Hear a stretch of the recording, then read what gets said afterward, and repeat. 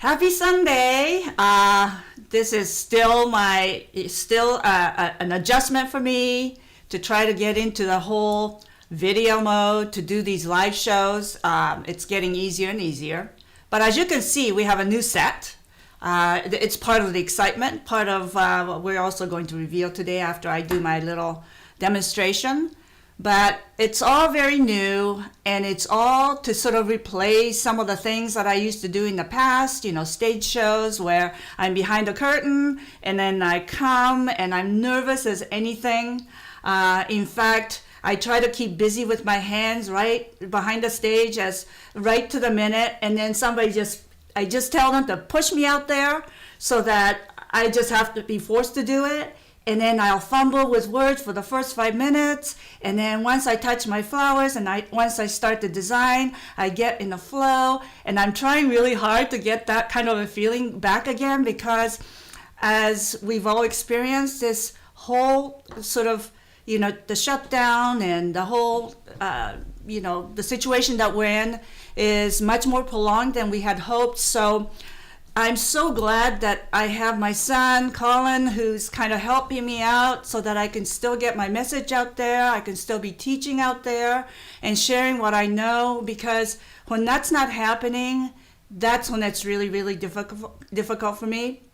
And so this is with the greatest of pleasure that I have still an opportunity to be doing this in front of an audience and in front of you guys, and to be able to share what I know and to share what that creative edge, how we can become better for ourselves and feel good about what we're doing creatively. As I've posted in a lot of my Instagram posts, that it's so much about feeling positive about yourself, that you're doing something about the situation that you're in, that you're going through critical thinking skills, not just about life and that, but also with flowers and art.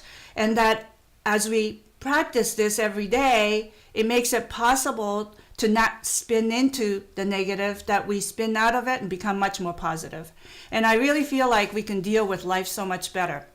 So as I promised in the previous video that we released just a few days ago about the MIDOLLINO tatami strips, I wanted to share with you how I create structures with it.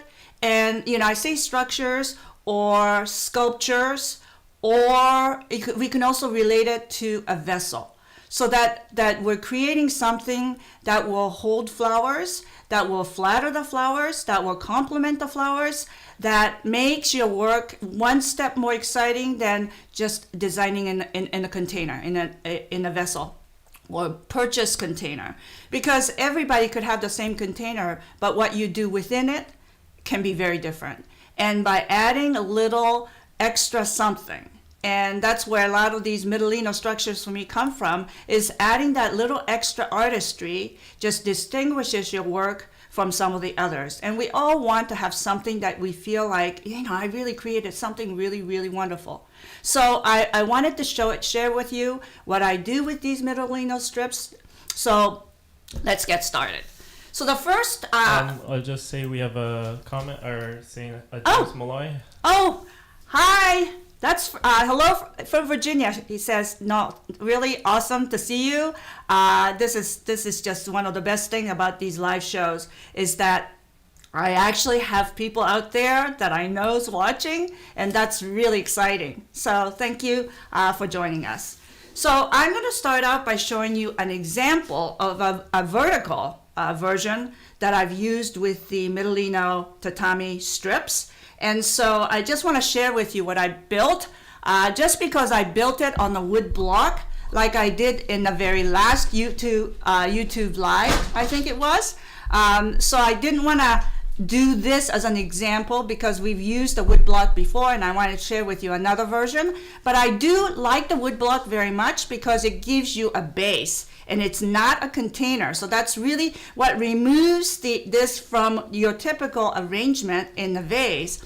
So with a wood block, basically what I did was I actually put the glass rods that was, and it was like the block was drilled, and then I inserted the glass rod into it, and then built this armature with the MIDOLLINO tatami strips. And so I sort of wove in and out and created this beautifully sinuous look to it. And unfortunately, when I was bringing this from my work area down to the studio, I dropped it, and so the glass rod broke. So I had to attach a side piece that supports it. So it has actually a double rod. I didn't mean to have a double rod. That's just to fix it. But I just wanted to share with you, and I'll just do this so you can see the full length of this, how this goes. But it really truly is a very artful sculpture. I happen to, as you probably know, really am a fan of line as an element because it creates a beautiful visual flow, a beautiful fluid way that you can enjoy and appreciate the structure. And that's what MIDOLLINO tatami strip does, is it's really series of lines that flows together so that your eyes travel through. And in doing so, and in this particular structure, if I were to flower it, I would actually attach the water tubes in different spots attached to the glass tube so that then the flowers could be placed in different spots. And of course, you can flow like vines through it to give it some connectivity with the natural fresh material to support the feel of the sculpture. So I wanted to share with you first what that looks like, because that's just one of my most fondest kind of look. I really think of myself, and think about this for yourself as well. I think of myself that a lot of what I do is really in direct relation to who I am. And that's something that I discovered really like around year 2000, you know, at that sort of the turn of the century. That moment when we're all looking at where we were and where we're going, I was actually kind of in the midst of a little bit of personal struggle as to who I am as a designer. And somehow I came out through that period of time thinking that, you know, I wanted to be who I am in my personality, and that translate more to my design. And I realized that vertical design is where I often went to, and I realized that that had a lot to do with the fact that I'm Japanese. Because as you know, a lot of Japanese writing is up and down, it's vertical. And so a calligraphy, done in vertical. So it makes total sense. And when I really recognized that about myself, it made me feel so much better to understand why I do what I do. So vertical is really my go-to kind of look. So I wanted to share that version with you first. But now we're gonna go into the demonstration. And what we're gonna do is a horizontal. And so you can see maybe just faintly behind me, there's a bit like that. This is what I love about this new set, is it's really set up for teaching. And I want to do this more than ever because I feel like that's what's missing in my life right now. Even though I'm pumping out videos so that I can share my teaching, but I feel like I'm not really doing teaching unless I'm explaining everything, why I do what I do, and its purposes.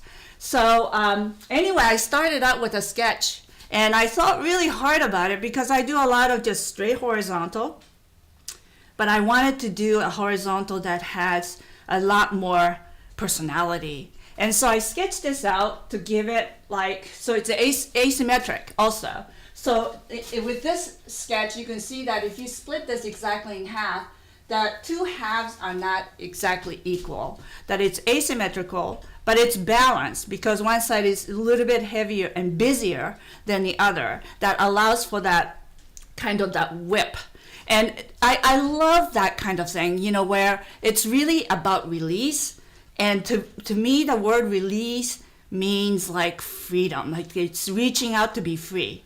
And so anything sort of bound that it becomes this kind of, with this kind of structure where you're binding it together to create a structure, that point of release just makes it just so much more exciting. It's about freedom. And we know that flowers do that. You know, if they're not constrained and everything's just strapped and tied to a trellis and totally controlled by man, if you have that kind of a feeling in a design, then it feels not natural. What's natural is when you see the vines just whipping out and then flowing just out into the air, searching for another point of attachment. To me, that's freedom. And so when you're able to create a structure that leads to that kind of a feeling, I think that really has some really vibrant, exciting feel to it. So keeping that in mind, and so the sketch is really important because it gives you a visualization of what's going in your head, because in all likelihood, and I'm thinking about it, that came to me before I went to bed, thinking that I think I got it. In the first thing in the morning, when I woke up, I was still thinking about it. That is not crazy. That means that I was dreaming it all night or subconsciously anyway. But anyway, that's the first thing I wanted to do, is to sketch it so I can record it, because that's really, really important. You know, a lot of times, thoughts that comes into your head, if it's not captured, you can forget it. It might just fly away. I want to capture those. That's why sketching is really important. You don't have to be really good at sketching. You just have to be able to see it to know what you sketched. So sketch is really a personal thing that helps you remember what that beautiful moment when you had that light bulb in your head, like aha moment. So anyway, that's what I captured in the morning, and that's exactly how I built this start of a structure to kind of work with the tatami, the MIDOLLINO tatami pieces. And so I just want to explain a little bit. This container, just a basic rectangular ceramic. What I did was I put a layer of styrofoam. I know styrofoam is not a good environmental item, so I want to keep it to the minimum. I don't want to fill the whole thing with it and stick these sticks in, because that's a lot of styrofoam, a lot of bad things. So, with this styrofoam just about 1 inch high, but wedged very tight to the bottom, and wedged really tight. That's really, really important, because when I pour water into it, you don't want it to be floating up. So it needs to be really, really secure. But on the inch of the styrofoam, on top of that, I just have river rocks. So they're just black pebbles inside. Maybe I can, you can see that right there. And so we have that. And then through that, I've actually put in, these are 4 sort of fat bamboo skewers with a point down end, so it's in. And then these are just odds and ends bamboo stakes that I had, that, because today's lesson is based on things that I have. I struggle with this because I look in the garden and I have these absolutely stunning dahlias out there. Pen Hill watermelon, I think, is the variety. I showed it in my Instagram picture, how tall they are. They're literally 7 feet tall. But that's what I have, and there's such big material, and so I'm like, okay, so what am I going to do with that into this structure? But so I felt compelled to get on the ferry, go to the city, buy some flowers, and I'm like, no, I want to design with what I have and see what we can get out of it. So I searched in the garden some more and looked for things that might work. I don't have a whole lot of other things. I mean, all my ranunculus are eaten by deer. My peony, not that I had a really great plant. I mean, it was just the start of a plant, but they got eaten also. And all of the other flowering things the season's over. And so we're straddling in a period of time where I really don't have very much other than just a few odds and ends. So I've decided to go with a few odds and ends, and we're going to create something with it. Because I think it's really important to exercise that instead of just having everything you ever dreamt of on your plate, because that's just not real. But anyway, so that's how I'm attacking this whole demonstration. So anyway, after I have put these stakes in place, what I have done also is I've attached these together with bind wire. I've already done it so that it's nice and solid. A couple of these are loose, but it's just to give it a little bit of dimension, front and back. I actually ran out of U-glue, and I've told you U-glue has to be in my toolkit all the time. Well, I so believe in it that I ran out of it because I use it all the time, but because of the fact that I can't get into the city to buy another box, I decided to go back to what I used to do before, which is the hot glue gun. And I've been using hot glue gun all week and finding it all over again that it's very, very useful and it's really, really good. So what I did was actually over the bind wire tie, I actually put a dab of glue to seal each spot, because needless to say, when you're using rounded bamboo skewer or bamboo that is very slick, when you tie two of those together with bind wire, it still can slide up and down. And that's the reason why I normally use U-glue, so it doesn't slide, that it actually ties over that gluing. But this time, because I didn't have that, and I really prefer not to just put a dab of hot glue and press it, because that in itself could still just unbuckle in the process, because hot glue, that's one of the reason why U-glue is so much better. The adhesion sometimes on the slick surface is that it could just get loose. And so instead of going that route and attaching it that way and get loose, I just dabbed over the binding so that it stays locked in place. So that's kind of how I dealt with it. And so again, I'm trying some different things just because of dealing with what we have. So anyway, what I'm going to do is use the 3 MIDOLLINO tatami strips. And the strips that I made are 2 MIDOLLINO length long. So I used that technique to connect that together and wrap the whole thing with yarn. I stayed with the color that I showed in the demo on the tutorial. And I basically used 2 strips that are 5 MIDOLLINO wide with 3 spacers in between, with what I say spacer, 3 twist spacers with bind wire. And I also made one that's a little skinnier with 4 lengths of MIDOLLINO in it. So I've got 3 strips all together.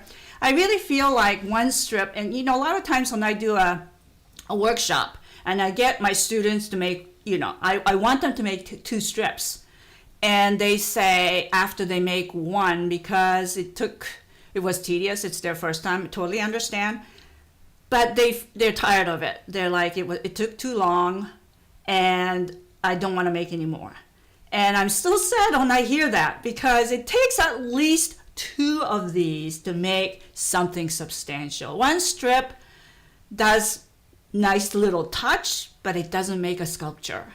And so I want to just stress that, bear with that, the first period of hardship, and do it again, because by the second time it gets better, the third time gets better, and you become a pro at 4 and 5, like, oh my God, this is easy, it's great. That's what we want. It's practice makes perfect. Don't you know that repetition is a principle of design, as it is a principle of life? Everything takes time, everything takes practice. That's repetition. So anyway, I want to show how I'm going to work with this. So I have a bunch of bind wire already cut into small pieces. So I will use that to do the binding. So the first one, I'm going to use the 2 sets of 5 MIDOLLINO wide first. So I'm going to start out with, let's see, I'm going to tuck that in. And basically what I do is tie where there's a binding, the row of binding. That's where you tie, because if you tie like in the middle, it pulls apart from the next one and creates gaps and unevenness. If you tie it where they're bound together, there's already binding there that makes it more rigid, and it just helps so much better. So here, what I'm going to do is I'm going to go, instead of attaching it here to here in that loose section, I'm going to go to here where there's a binding, so that if I tie there, it's going to be much more secure and it doesn't misshapen this strip so much. So I'm going to go and do that. And then I'm going to go, so I'm going to do sort of a wrap. So again, I'm going to find that spot where there's where it's bound. There's a row already. Do the twist, and then okay, and then I'm going to go in here also. So now, had I the U-glue dashes, I'm probably going to use that at a spot where I'm tying just so that it's really, really secure. I think that really helps a lot. But because I don't have it, I'm going to just deal with it. It's so hard. It's become such a habit. But I'll be going to the city next week, so I'll be back in stock again. Oh my gosh, what a relief. So I'm going to tie another one here because it keeps wanting to slide. That's what happens. That wouldn't be sliding if I had U-glue right there. But I doubled it. So then now I'm going to go back and bring it through, maybe like that, and attach there. So you're just basically just sort of doing a wraparound, but creating all the time you're looking at the shape that you're creating, the vessel, the vessel that you're creating here, because I chose to do a rectangle, a skinny rectangle, for a reason, because I really wanted it to be something that is a small vessel, like a small container for the flowers to actually design into through the structure, but the vessel itself becomes bigger because I'm building a holder that is crafted with this MIDOLLINO tatami that is going to hold much more than what that, like volume-wise, what that container might be originally thought to be meant for, how it's going to design. So I'm just attaching it in several spots so that it creates a nice solid vessel. So you can see how this looks. So you can see how this is becoming a much bigger vessel. That's the whole idea, is to create an area that you're going to design into. So now I'm going to go to this one here. This piece here, I'm going to kind of elaborate on going a little bit further in that direction. And again, finding that spot that has the where all the bind wire go back and forth. So I'm going to do that one. Tie it right there. At this time too, I should probably connect this to this one. This is where it is sort of in between these ribs. So what I'm going to do is actually bind two pieces together, not just one, so it doesn't pull away as just one stray, but it sort of binds much more solid because I'm putting together two MIDOLLINO on from one, and then the two MIDOLLINO on the other. It just makes it more solid. So this is much better. And then I'm gonna go and let's see how we're gonna do this. I gave it a little try yesterday just to make sure that my concept, my vision is gonna work. I mean, you often have to do that, just to know, because that's the unnerving part about doing a live is, and somebody asked me that question, I think just some time ago. It says, do you just go and do it, wing it from scratch? And I'm like, oh, no, I gotta test it out, because I mean, how embarrassing is that if everything you planned and was going to do just doesn't turn out because the concept wasn't that great. You really have to first go in and see if the concept you had in mind works. I mean, that's a real given. Like, you have to do that first. So I gave it a little try to see, and it worked.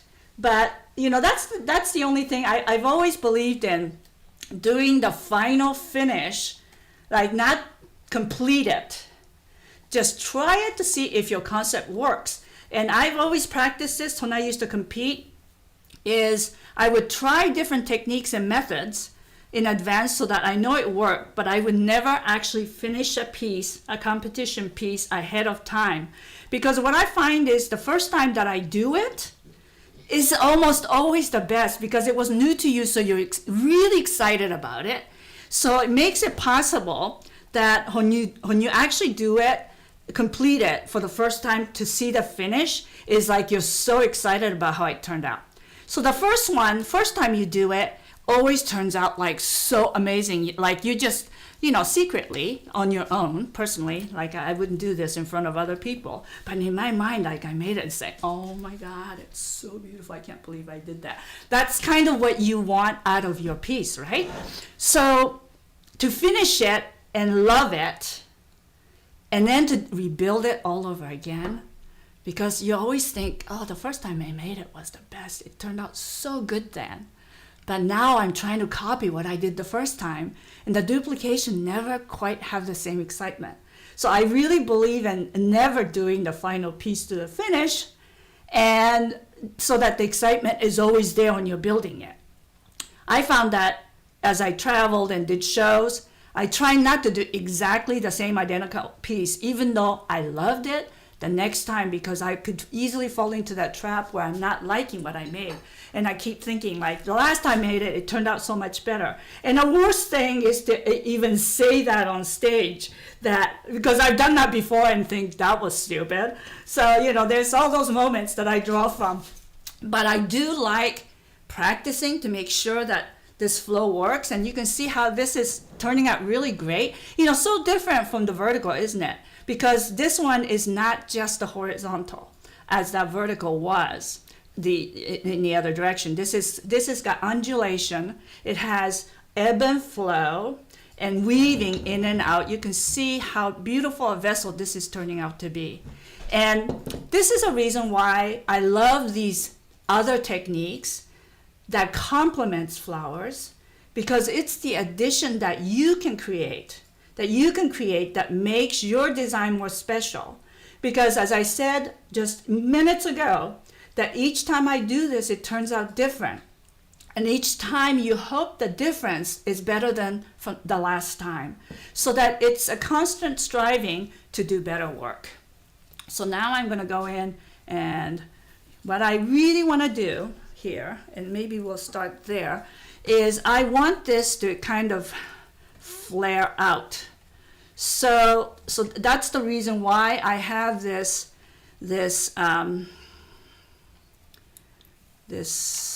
sort of extra stick or bamboo extended, because I want this to flare out and go in that direction. So let's set that in place first, so that we have that, what I mentioned earlier, that feeling of release, that it goes out and beyond, that is happening.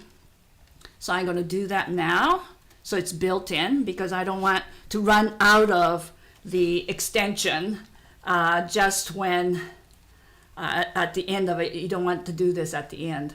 I'm going to build it in so that happens, and then this then follows back, and I will then add this in to finish this off, because obviously, as you saw in my sketch, that was a very important part of what I wanted to achieve with this, is that beautiful kind of finish.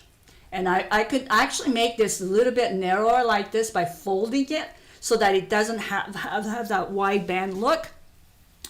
And then I'm going to go and twist this in and bring it maybe more to the back. That might be a good idea, so that it has a little bit more dimension to the other direction. And perhaps I'm going to support this by having the other end also add in to support this. I think I didn't do this yesterday when I tried it out, but it makes sense to me right now as I'm building it. So right away you can see that the thinking process is already happening to make this better each time. We'll still see if the other sculpture I made was better this time or last time. We'll see in the end. I was pretty happy with what I made yesterday. It makes me happy to really make some of these, like literally their dreams come true, because I thought about it in my dream. And I dreamt on it, and I thrived on thinking about it. And so it seems obvious that when you live out those dreams and it works, oh my God, what a great feeling.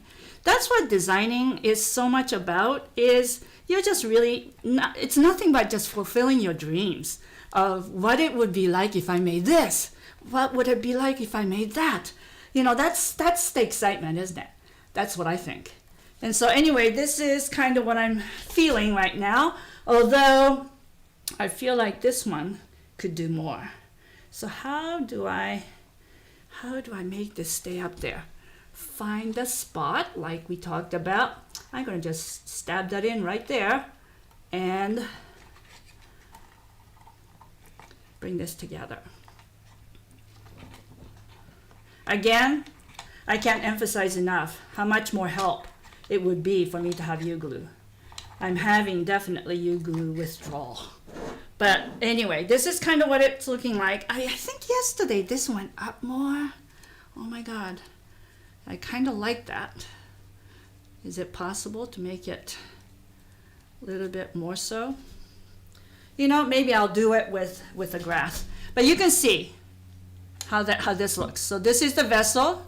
Look at the dynamics of that. Like just looking at just that beautiful extension, and it's like I am free. I am leaving, and I love my community, but I am going for an adventure. You know, it's that free spirit, and don't we all love that about what we do? So anyway, I got that done. So now I'm going to go in and take and this is the other little video that I did, is how to, to look at all the different end cutter. And I tried 4 different brands and tested it out over time to see which one I like better. And this is actually one of the most affordable ones, and one of the smallest one, the Sunex. It's just so good because it's just so light. And I find that, that's my biggest obstacle. My hand is small. And also I'm getting older, and so I'm looking for as light a tool as possible. I mean, a lot of the guys they have those big, huge pliers, and I mean, I can barely lift them. Seriously, after 4 or 5 cuts with those, like my wrist is really tired, and I really don't relish working my hand that hard, because I think the longer that you're in this business, you realize that every little decision about tools, the way, the wellness of your body, you need it, because this business is really taxing. You work hard every day, you're lifting, you're cutting, I mean, you're doing a lot of things. And so you gotta have a tool that's gonna help you do it long term, so that you don't find yourself with carpal tunnel and things like that debilitate you for life. So I really like this one because it's really the handiest, it's the lightest, and I especially recommend it for when you don't have a reach kind of thing, where you don't have to go way down into reach, because there's another tool that's good for that has that extended length. So anyway, this is what I have. So this will be my design. And I'm going to have to ask Colin, he's kind of in the back there, to get me some water, because I forgot to do that. I want to fill this vase with water. There's a watering can that I forgot to put on stage. I thought I took care of everything, but obviously I didn't. So I'm going to get him to get me some water so that I can flower this thing. So this is also a good way, even though that I don't have an actual grid in there, like a chicken wire roll or anything, because I really don't need it. This is not really the real vessel in this arrangement. This is the vessel, and because of the inner weavings of this tatami structure, allows for, like, it's created an armature. And so I really don't need a grid underneath. I'll just slip flowers through this grid. So this is the vessel. This is just holder of water. So I'm gonna pour water into it. And just remember, I said earlier on, make sure that styrofoam is really snug tight at the bottom, because if you have loose styrofoam, this is about where the whole thing is floating up and doing this. And believe me, I've done it, so I know that happens. So that's why I'm giving you. But the best part of this is because styrofoam is down here, and that structure is built, and then there's rocks on top of it. So now what you see, and I can't lift this up to show you, but now you see just water. You see just water with black pebbles underneath. So there's depth in there to hold the stems, but at the same time, it seems really natural. It's almost like designing into a little riverbed. And that, I think, in itself is such an attractive organic setting for flowers. So what I have in mind, we have a question. Hold on. Yeah, I'm gonna just watch my screen here and see what it says. For Maureen Christmas. For Maureen. Okay, hi Maureen. If one of the MIDOLLINO sticks in the strip was secretly wired wrapped in wool, you might be able to add a curve to the extending portion. Oh, absolutely. I mean, there's all that's possible. And thank you, Maureen, because like you sent me just a little memo of different things that you experimented with this concept, adding wire to sections of it so you can curve it, or you can kind of twist and kind of weave through it. That's what I want. I just want a little Kickstarter idea that I can present that goes somewhere. Like, so that, I mean, isn't this what designing and sharing ideas is all about? It's really about putting the idea out there upon which people start to try different things. It's only natural that you want to develop your own direction with it. And if this turns into 10 different directions, and then that splinters off to 100 different directions, isn't that what creative world is all about really anyways, is that it grows. It grows not only because that it's actual physical growth of the technique, but it grows in energy and excitement. And that's, if I can just kickstart that with some of the designers out there, that just makes me so happy. So I just want to be the one that kind of say, hey, try this and see what you think.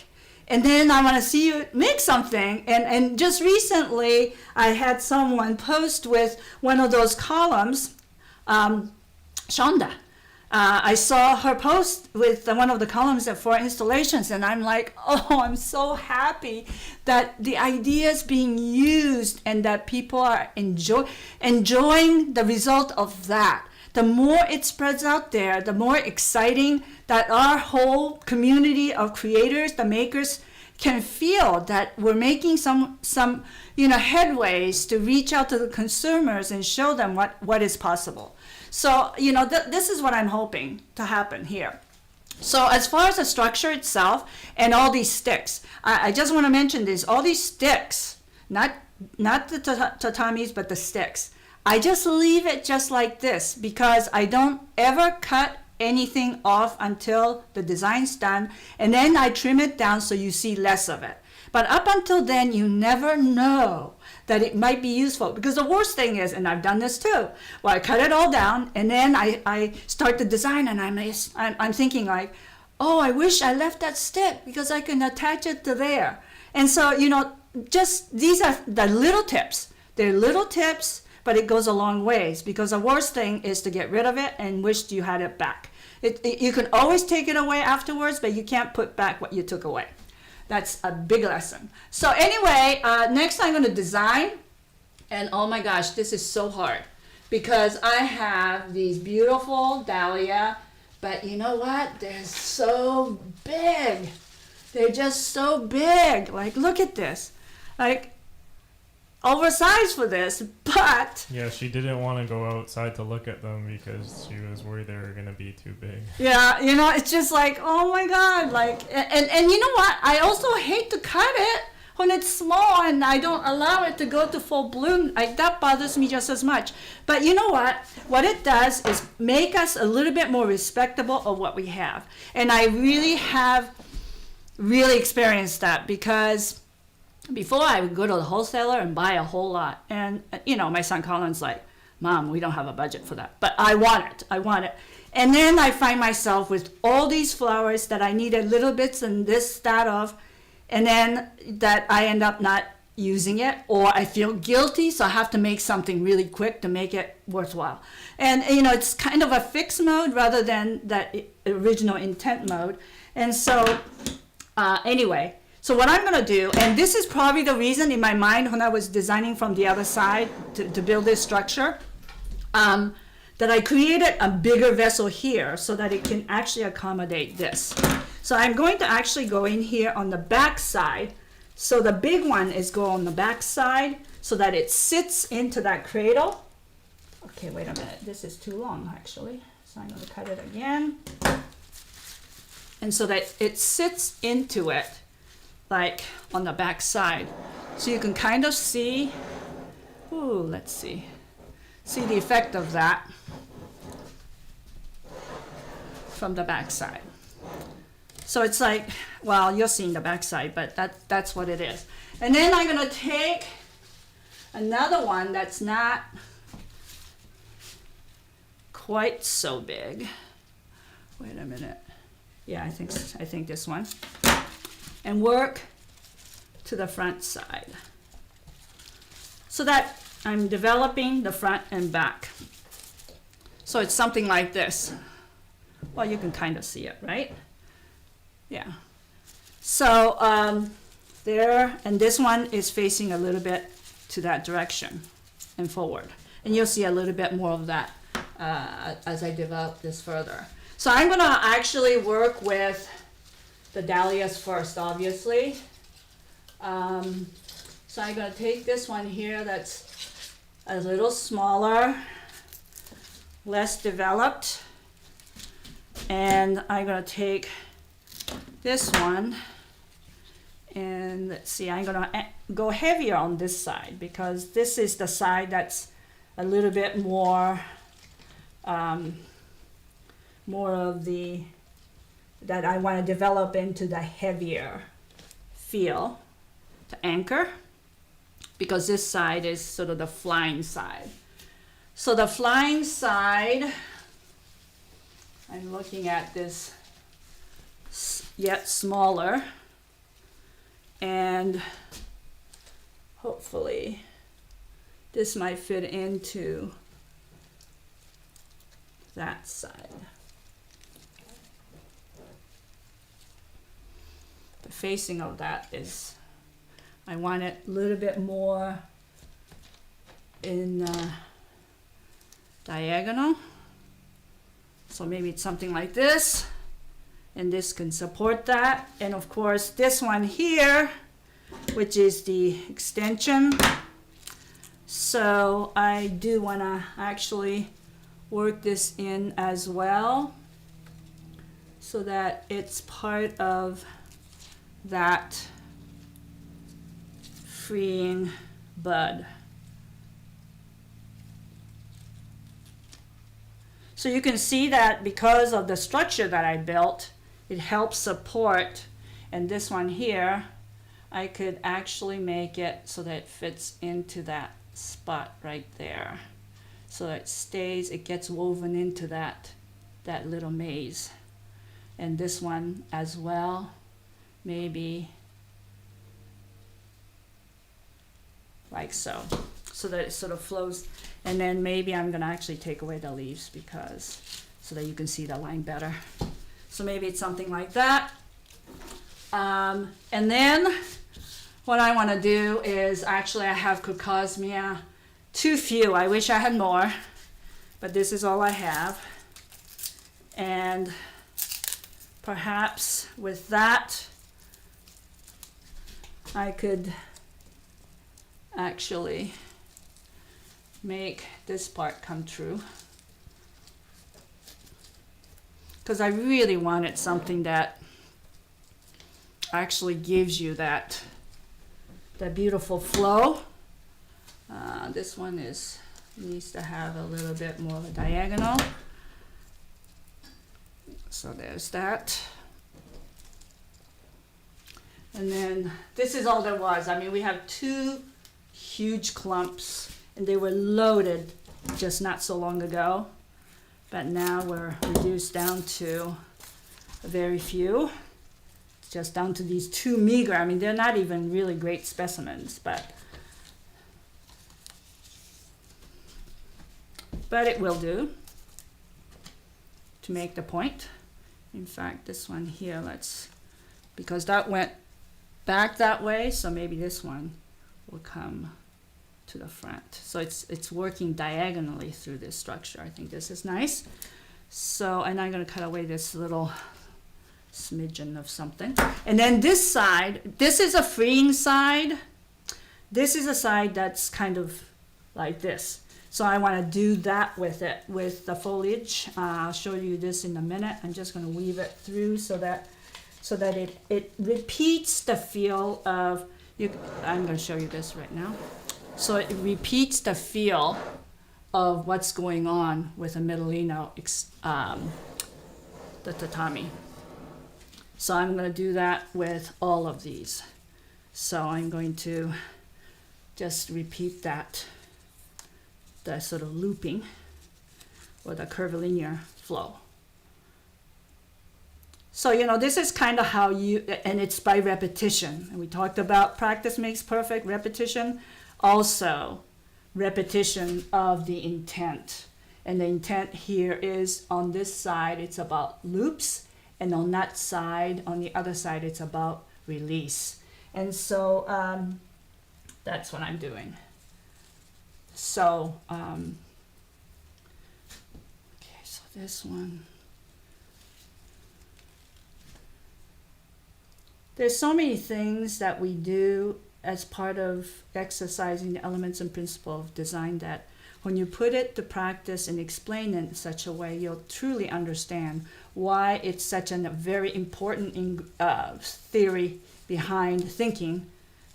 and thinking behind what we do. So I'm going to do that. What I'm going to do now is get rid of this because I don't need that any longer. So it could be the end. And I'm going to start to get rid of all these surplus sticks because I don't need it. I never used that one. But it was there if I needed the help. That's the whole thing, is building structure that is going to help you realize the look that you're going for. And so you can see how this works like this. You can see that. I'm really sad that I don't have, this is really not good. Like that was not a good example. This is good, but now this is where I'm going to embellish it with the use of, and these are pampas grass. So maybe I'm going to use this now sort of as a guide and have the extension of outward and upward with this.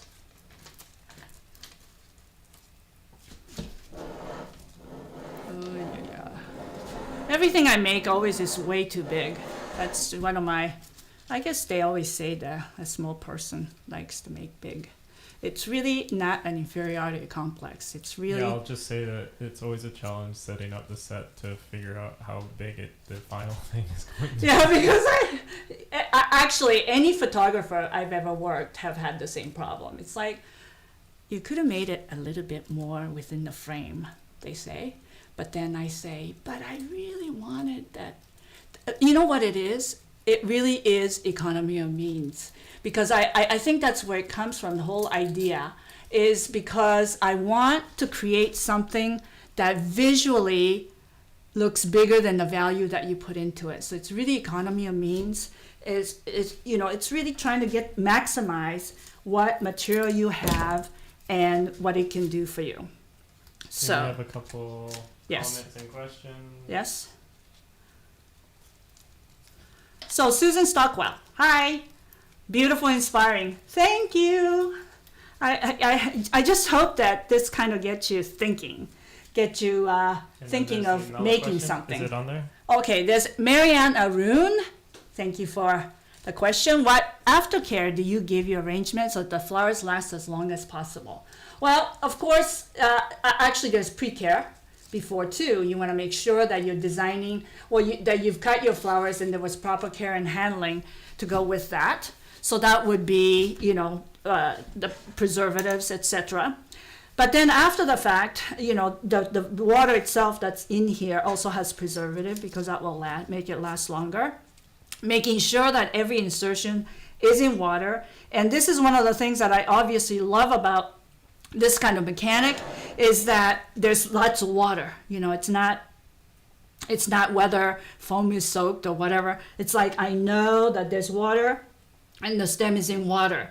And like the styrofoam that I mentioned earlier, that makes the whole structure secure. It's hidden and it's not playing into this. Mind you, I have to say that sometimes that styrofoam at the very bottom can become very handy beyond its purpose in building the structure itself. Sometimes if I'm using, say in this particular vase, I'm using like a branch, like a real big branch. And that's the reason why so many people would use foam right up to the top and even higher, so that it has a lot of foam to design into. I do the other way around, where I use the styrofoam way at the bottom to insert and get that stem into the styrofoam. And then there's rocks over it, and then there's water. So it's surrounded by water, so it has a water source, but it gives you structure and stability. So it's a little hidden mechanic, because as a layman, when somebody doesn't know how this works, they look in there, it's like, oh, she designed into rocks. Actually, there's a little secret underneath the rock. And I think that's the real important part of what we know that really makes it work. So you can see with this one, I start sort of build it so that you can see the repetition of how lines work. And, so I'm always, of course, searching for any kind of line, because it's really a very important part of what I do in my design. So, and also the structure that I built makes it so much easier to thread some of these grasses that I want to use and make it stay in place. So there's a lot of opportunity to weave in your product so that it really stays in place. So thank you for that question about the care and handling. So now I'm going to go in, like, this is the thing. As a botanical artist, I'm so happy with so little flowers. I consider myself a creative designer in that I can make few flowers speak. And for me, the few flowers, is into a structure that's artful. So that part to me is the most important part, that I create a structure that it's riveting in itself, that it almost doesn't need flowers. But because I'm in the flower world and on stage many times, especially in front of growers, I used to get asked, like, are you not going to use more flowers? Because of course they were sponsors of flowers, and they were very disturbed that I didn't use very many flowers to make my statement. So I've had to learn to really address the industry first and not the art first. But the art part developed from competing, where the art gave me an extra edge that others didn't do. So I'm really a product of those two worlds, that really think that these artful structure building just adds that extra creative edge. I mean, that's why I have the article that's called Creative Edge, is how you could do something given the same material but knowing how to use certain material more than other people, that knowledge, the extra little tips and tricks that allows you to do so much more. And so that's why I do this. But knowing that many are about flowers, I've had to kind of adjust more to suit that passion. And I'm just as passionate about that. It's just that I'm one that doesn't always feel like you need, it's not, like it really, to me, less is more. But in this case, I think this edition of Ocean Spray is quite beautiful because in color, it beautifully transitions the color of this armature itself, the structure itself, that kind of beige, kind of with a little bit of brown to it. I think by using these Ocean Spray, it sort of marries the merit of the yarn and the texture of the yarn and the color of the yarn to this structure. So what that means is you're making your structure really come alive by connecting its beauty, its purpose to the living material. And I think this is, again, another angle that, like if you were competing, you know, the judges will recognize like, wow, now the structure itself is coming alive because of using this Ocean Spray, the color likeness and texture likeness of this, and contrasting it with the beautiful flowers that's of contrasting texture. So if I were evaluating this, it's gonna do so good because of the addition of Ocean Spray, and also makes the design much more dynamic. I did pick some other things, such as a hukura. This was a last minute little something. I don't know, like this is where I actually have a bit of a struggle because I quite like it with almost bare with 2 or 3 flowers in it.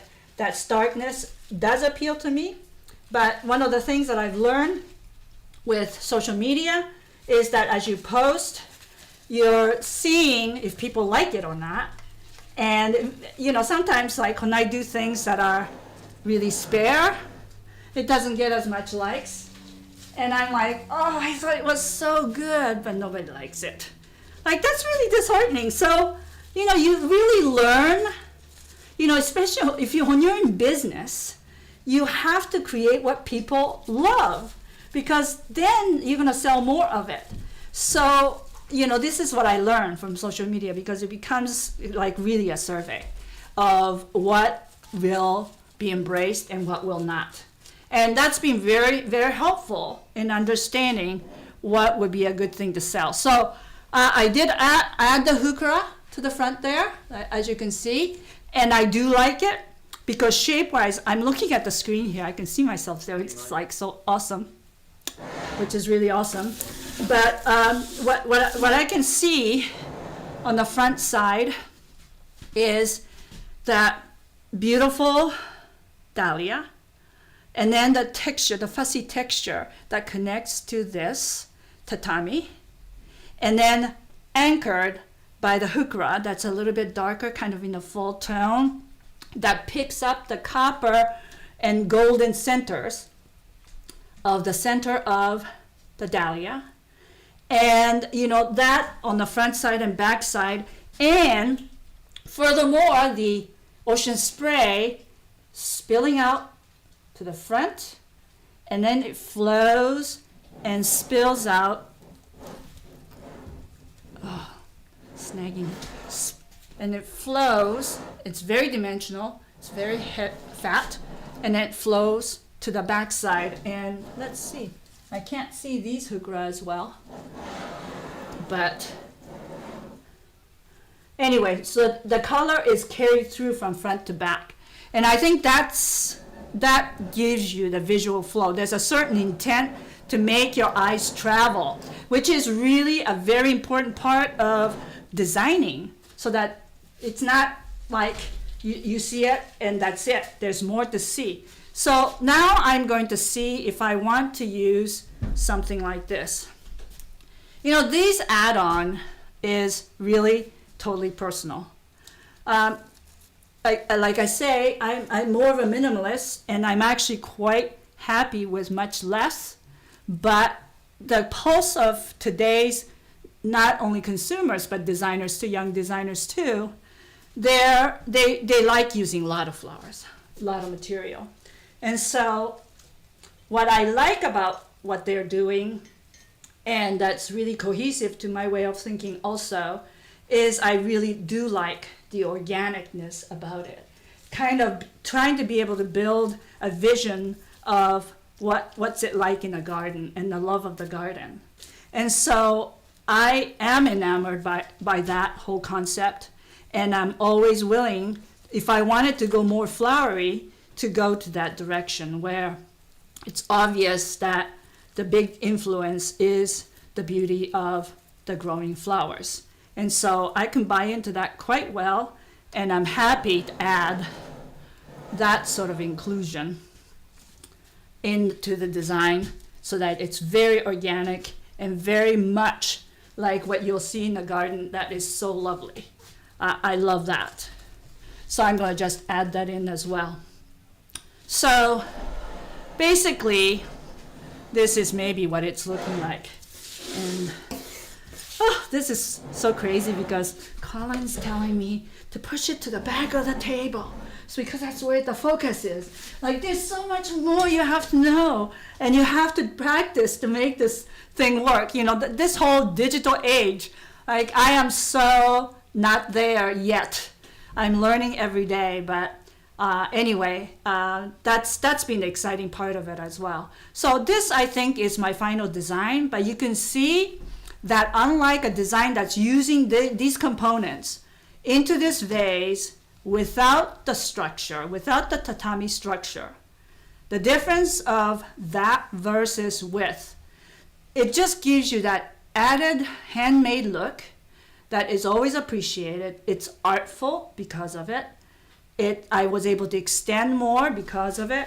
The only thing I'm not liking, oh my gosh, I'm really not liking the fact that that piece of this one here is going straight out and not with this. So how do I fix it? I want this to go up more and not so statically horizontal. Like, this is way too horizontal for me. So how do we do that? That's better. A little bit better. Yeah, that's a little bit better, but still, like, I want it to be like this now. See, that's something I didn't plan for, did I? Because I made that bamboo stick a lot more complacent, less active. But I think that's what Maureen was mentioning about bending. Perhaps putting a wire in one of those extensions. Yeah, it's a good idea. It's totally a good idea, but given that where I was going, and I wanted to do it step by step because those are ideas that come after the fact.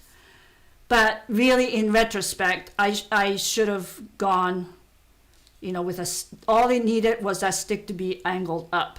That's all, because that's all I need. But that just makes it more alive. This makes it like you're almost, what it is? It's like, let's be more decisive. Is it up or laying down? That's really what it is. But I'm very happy with the result. I'm looking at the arrangement from overhead. It's very rich. It's really pretty good looking. It's not using a lot of flowers. It's using everything from the garden. Only 2 pieces of crosmere, but I think I used it well because it just kind of gives it a little hint of almost wildflower look, and that it's sparse. It's not in season. It's really truly telling the story. So what do you think? What do you think about it? So I see a comment. Let's see, there was a comment there. That was Maureen. Maureen Christmas. Gorgeous. Thank you so much for a great lesson. Oh, thank you. And thank you, Maureen, for your input. And, this is what it's all about. I'm hoping that by doing these live from time to time where we have discussion and I can reveal a little bit more of my philosophy and how I think and why I do what I do, might trigger something in your head and you have an opinion about it, and I want to have that discussion. I just feel like that's really truly what's missing today, is that we have those little discussions, and I get kind of deep when I start to answer people's comments on Instagram. I do get pretty winded and do give you a longer reply than you wish that I did, but it's really, I'm just so starving for that conversation, because that's what keeps us really, in high spirit today, is to know that there's many of us that are thinking about this kind of thing, but having no one to talk to. So James Malloy, love it. Thank you. Susan Stockwell, thanks for adding calm to the day. Oh, good. I'm glad that I did this kind of a little bit more relaxing design. Doesn't this feel like it's got this hope, but let's just relax and enjoy today. I just feel like this is a very good reflection of what I feel like today. So thank you so much for that comment. Okay, so that's the voila. So I have, I did mention in the sort of advance notice that I will have great news today. So we have an actually announcement to make today that is kind of like a little scary, but Colin and I have to just tell you that without Colin, I don't know if I could have survived these periods of no work and, staying vital, staying active and excited. That's what making these videos have done. I've had an outlet to be able to show and share continued. But like I say, what's been missing for me is the conversation and the real teaching. Like I did today, I felt really good today, because better than the previous one, the test runs of YouTube Live and IGTV, where I felt like at a loss because I didn't know how to do it. I didn't know how to come off well in it. And I didn't feel like I could be natural like I am on stage.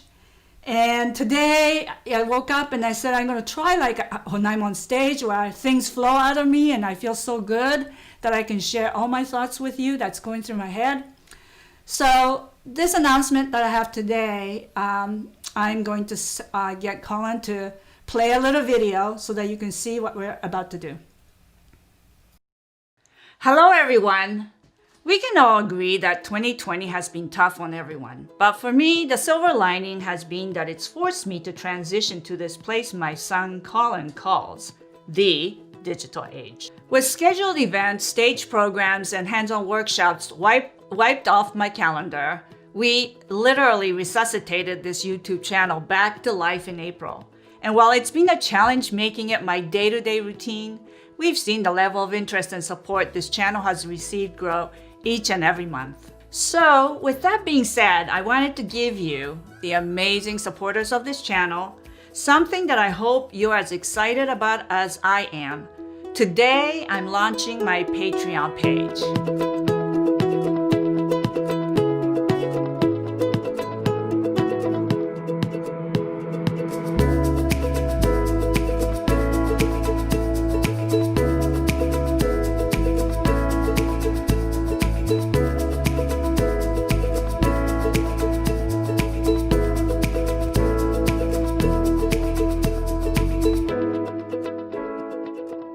So if you aren't familiar with Patreon, and don't worry, I wasn't either, it's a crowdsourcing platform where followers or patrons show support for their favorite content creators via monthly subscription levels called tiers. In return, content creators, that would be me, generally will give the additional access, exclusive content, discounts, and more at the different tier levels. I've decided to keep my tiers relatively simple, with options at $3, $10, $25, and $200. Within those tiers, we have some really cool perks. There's monthly Creative Edge virtual meetups where I'll discuss and give extra insight into my monthly article, as well as field questions from the audience. In fact, my September meetup is this coming Tuesday, and I'm having 2 local flower farmers, which I visited in the article, join me in the meetups. It's cool things like that I would like to share and offer through this Patreon page. I'm also starting a monthly virtual workshop, completely interactive, so that I can see and hear from all of you. I'm really looking forward to that as well. So that's just a sampling of some of the perks offered. There's many more that give great value to each and every tier. So if you're interested at all in supporting this content we're producing here on YouTube and now with Patreon, please consider a level that appeals to you. You can view all the tiers and perks at patreon.com/Hitomi Gilliam. Weekly YouTube videos aren't easy, especially for someone my age. So know that every dollar generated from Patreon will be directed towards improving what we've already started, increasing our production value and streamlining our process to deliver the best content possible to you, the viewer. Also, if you can't afford to support us through Patreon right this moment, please don't feel in any way pressured to do so. I will continue producing weekly 100% free content right here on my YouTube channel as always. And if you have any questions at all about Patreon or any of the tier levels, just ask me in the comment section below. Thank you all again and see you in the next video.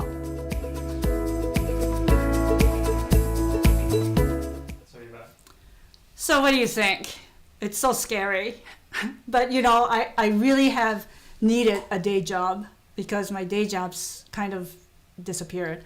So I'm just so happy to have a platform now so that I can have more in person, well, not in person, but virtual, but a real, what feels like more like a sense of community where we can share all the information. And I've been thinking a lot about sharing what really Creative Edge is, because that's why I title my monthly article Creative Edge, and what it has done for me, you know, how I've used it to propel me to think forward. And so I want to discuss all of that kind of stuff. And of course, I'm also a big player when it comes to economy of means, to create value without not so much, you know, less is more. I mean, that's kind of a Japanese thing anyway, I think, less is more. But, you know, it's these ways that we can make a bigger impact, mindfully using flowers, not to just stuff it, but to make every flower tell its own story, giving its own space. And there's just a lot that I want to say and to discuss and to share and hear what you've got to say to in agreement or in, you know, some different conversations about that. I just think that we can understand the process of designing so much better when we have this conversation.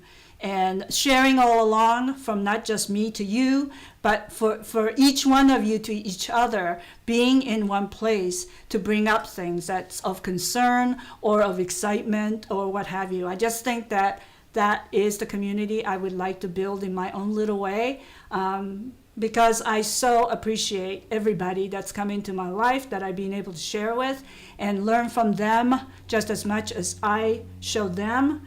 And, you know, the community just grows better, bigger that way. So I'm truly excited. And I guess in many ways, I am grateful to Colin to push me in this direction where I had such a resistance for so long because I was so comfortable in my own zone, being on stage and doing my thing. That was my gig. I did it pretty good. You know, I was like at the beginning with a camera. At first, it's like, how can I talk to the camera? Like, it doesn't do anything for me. Like, it makes no sense. So there was that first resistance. But then when he keeps saying that they're watching out there, and I'm like, yeah, but I can't see them. I can't stand it. You know, it really was, that was such an obstacle. And, you know, I'm trying to get over that. And, but because of my need for sharing and having to interface with people who love flowers, people who want to do this and do it better. And I know that I have a lot of encouragement and a lot of, you know, mentoring that I can do to help those whenever there's anybody that's in a bind. You know I'm a good answer to a lot of questions because I've done so many things and I've experimented and I'm so willing to share it. So I am excited. This morning I woke up and I was excited. It's like, you know, Colin has seen me totally frustrated. You know, like there's times that I put something out there that I'm so excited about, And yeah, Jinwon, we're here. Okay, thank you. You know, it's really almost like a little bit of a support group, isn't it? I mean, I as much as any one of you. And thanks, James, for saying so wonderful. Susan Stockwell, thank you. Like a heart, yes.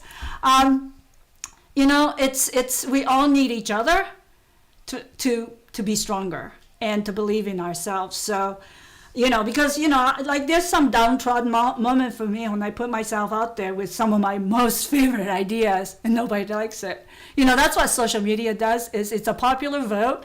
And what I thought was wonderful is not so wonderful to most people sometimes. And that's so discouraging because I wholeheartedly put out there thinking that it could benefit someone and I should get better at that. Like the fact that there was this many likes means that many people liked it. But we start to gauge all these silly numbers to be the determinant as to how effective we are. And I think a conversation is just so much better than just numbers, keeping track of numbers. I mean, I get sometimes just fed up with it and just don't want to look at it. So this human touch, this connection is so important to me. And I hope it's something that you might enjoy also because it's really connecting the community. So thank you so much for your support. I really have enjoyed today and the reveal. And I hope that we can be part of each other's lives for the future and share lots of good stuff. And I hope that will happen. So if there's any questions at all about her Patreon page, please feel free to ask right now. I will mention that we already have a Creative Edge virtual meetup scheduled for this Tuesday, in 2 days at 6 p.m.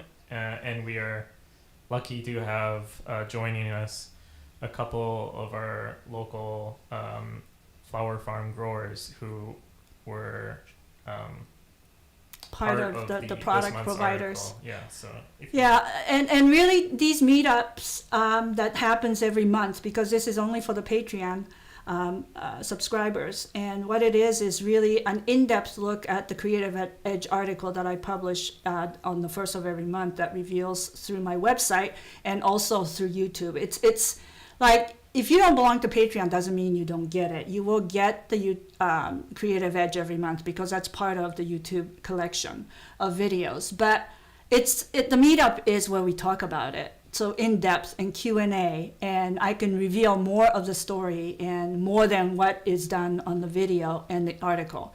Because right, if there's anybody that, like, for instance, this upcoming months we visit a couple flower farms, so if there's anybody that we can bring on as guests for the meetup, they'll join us as well in future months as well. So. Yeah, so it's just bringing the community together who's interested on that topic of the month. And you know, this way it just becomes much further than just putting out videos. Like, I love it, but it still felt empty, and this feels like there's more involvement and more exciting conversations. So conversation invites more conversation. So without that, I don't know how long I could stay quarantined on this island. I need to talk to somebody other than Colin. And I might as well also put, I know she's also been missing having the one-on-one or like the in-person interaction with students, and that's why we're also having, she's also going to be doing monthly virtual workshops where she'll get to, students will be on camera if they want, and she'll be able to interact live with them during the workshop each and every month as well. Yeah, the way we're going to do that is I'm going to provide in advance a list of things that you might gather. And it's just recommended things. Like, I guess the supplies itself, it's nice if you can have the supplies that I put on the list. But as far as flower goes, you know, what I'm going to say is, you know, have so many range of stems of composite flowers, the round flowers versus line flowers. So I'm going to just give you suggestions and examples, and you can just gather whatever you can. It doesn't have to be exactly the same and identical as what I'm using, because it's a hands-on workshop. And this way too, this is another thing that's so missing, because in a workshop, in my workshop anyway, I don't give everybody exactly the same product. I let them pick and choose from my collection of product what they're going to use in an arrangement that I'm going to show you how to make it. But the end result, because there's some determination of what you chose as product and how you choose to interpret what I'm showing. We end up with, like, if I have 10 students, we end up with 10 different designs that then we can go around and talk about. So it's like one lesson I provide plus 10 lessons with a student so that it equals the 11 lessons in that particular class. I want that back so badly because some of the best things come from what students do. And so being able to do that virtually, because we've really got it set up really nicely so I can see, I have a big screen, like I say, split into however many students that I can see. And if each person put their design on the camera so I can look at it, I can give you, an advice on, wow, you did that so well. The color is outstanding. But if you tweak this little part here and move it over there, and I can demonstrate that, that would improve it a lot. To be able to do that is what I'm missing. Is like, I feel empty that I'm not moving you to that next level, that I'm not seeing it myself, that see the improvement myself. I'm really missing that. And just the conversation. So this enables me, and Colin has assured me that this is going to be okay, that this is going to be good. The digital age is good, and this is a future. Took a lot of convincing, but I'm starting to understand that I can't wait for all the travel and all the things that I used to do before to come back anytime soon. And I would just wither and not do well if I didn't have this experience back. So I'm really excited. So Maureen, so excited for you. This is awesome. Yes, and Maureen, you can maybe at times virtually be my assistant. What do you think of that? Because Maureen has done a lot of assisting for me when I teach on the East Coast. She's been my sort of go-to person to help me out. And I have several people that do that for me in different locations. And so I am missing them a great deal also, because that's where all that discussions as we prep and all the things that makes things better happen. So I really appreciate being with you today, because it made me feel just really good again. So thank you so much to all of you for being here. So until the next video, thank you so much. Yeah, and if anybody, there's lots more. We just mentioned teeny tiny bit of what is the different perks and stuff that are available on our Patreon page. So if you're interested at all, please feel free to check it out at patreon.com/Hitomi Gilliam. And we look forward to seeing those of you who join us this Tuesday. Yeah, and we'll get to be with the farmers.